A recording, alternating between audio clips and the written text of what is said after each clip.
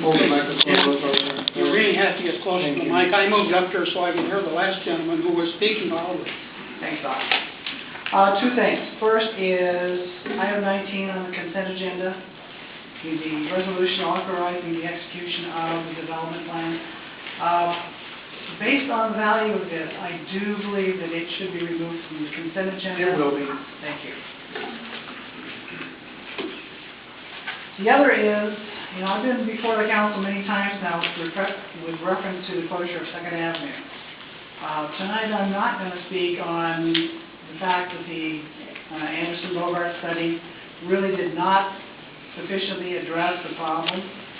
I'm not going to speak on the fact that the economic study really did not show that there is going to be an immediate increase in jobs, except for the construction.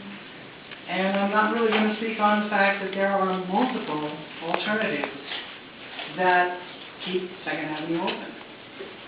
What I am going to talk about is responsibility.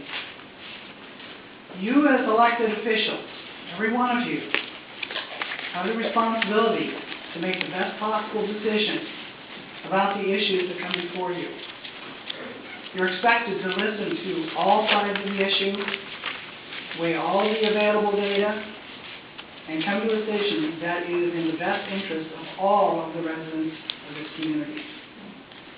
When I first requested that 2nd Avenue be closed on a trial basis to really assess the true impact of that closure, not one of you requested any information about what I was proposing.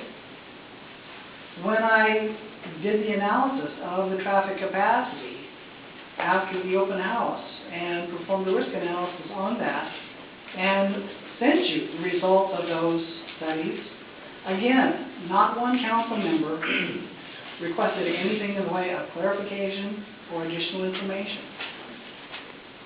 I really find this to be rather incomprehensible, given the expectations that I have of you as an elected official, and the fact that the traffic study itself was called into question by the traffic engineering department by Leslie Hart.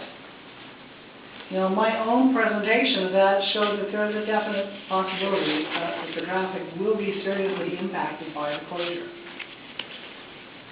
I really can't see how you can justify a decision to close 2nd Avenue when you really haven't done all of the homework. I know that multiple individuals have said that they've read the traffic study.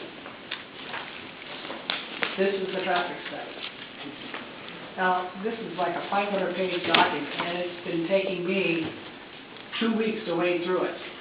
So a lot of stuff there. And yes, the traffic study does say that the current street with the closure can support the traffic, but only if there's no increase in traffic for the next 30 years. And given our expectations for the revitalization of downtown, I do not find that that is a practical assumption. And in fact, given that revitalization of the downtown, it really becomes a matter of not if there will be a problem, but when. How are you going to explain it to your family when you miss an event downtown, a show, a concert, whatever, because you get stuck in traffic? How are you going to explain it to the family of someone who has just lost one of their family members because the ambulance from the Central Fire Station got caught in a traffic jam?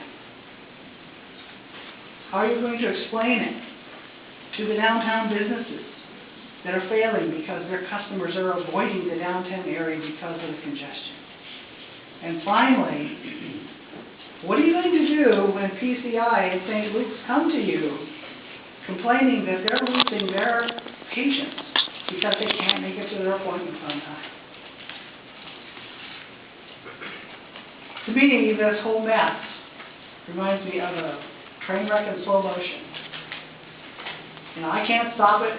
The conductor seems to be deaf, and the emergency cord is cut. I can't stop it, but you can. And And that's why I asked, what are you going to do tonight? Your 5 minutes is up. Thank you.